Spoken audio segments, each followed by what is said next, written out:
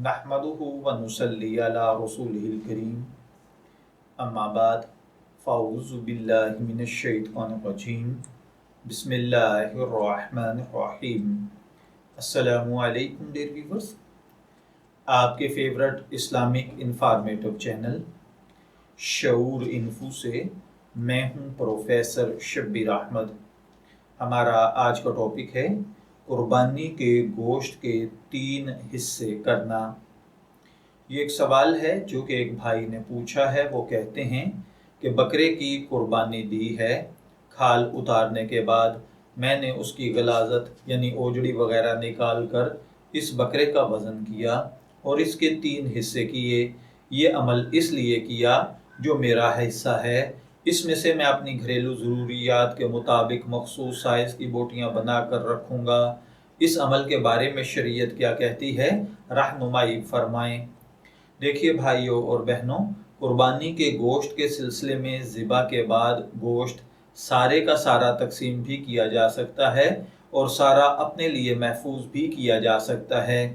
अलबत्ता चूँकि आसार सहाबा में यानी हज़रत अब्दुल्ला बिन मसूद और अब्दुल्ला बिन उमर रज़ी अल्लाह ताला अन्हुमा से कुर्बानी के गोश्त के 3 हिस्से करना मनकूल है, लिहाजा अफजल ये है कि गोश्त के 3 हिस्से करके एक हिस्सा गुरबा में तकसीम कर दिया जाए और एक हिस्सा रिश्तेदारों में तकसीम कर दिया जाए और एक हिस्सा अपने लिए महफूज कर लिया जाए।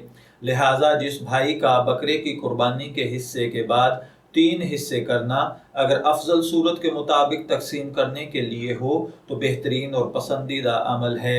फिर इसका तीसरा हिस्सा जो कि अपने लिए रख लिया हो, इसमें साइल अपनी मर्जी के मुताबिक बोटियां वगैरह बना सकता है, इसमें कोई कबाहत नहीं है। हज़रत सलमा रज़ी अल्लाह ताला अन्हो से रिवायत है कि नबी करीम सल्लल्लाहु अलैहि वसल्लम ने फरमाया, तुम में से जो शख्स कुर्बानी करे तो तीसरे दिन के बाद उसके घर में कुर्बानी के गोश्त में से कुछ ना रहना चाहिए। फिर जब अगला साल आया तो सहाबा इकराम ने अर्ज़ किया कि या रसूलल्लाह सल्लल्लाहु अलैहि वसल्लम, क्या इस साल भी हम गुज़िश्ता साल की तरह अमल करें? आप अलैहिस्सलातु वस्सलाम ने इरशाद फरमाया, खुद भी खाओ, औरों को भी खिलाओ और महफूज भी करो, इसलिए कि पिछले साल लोग मोहताज और ज़रूरतमंद थे तो मैंने चाहा कि तुम उनकी अयानत करो। तो इस बात से हमें पता चलता है कि आका अलैहिस्सलातु वस्सलाम ने गुरबा के लिए सारा गोश्त करने का हुक्म भी दिया है। आप चाहें तो सारा गोश्त रख भी सकते हैं और इसके 3 हिस्से कर लेना बेहतर अमल है।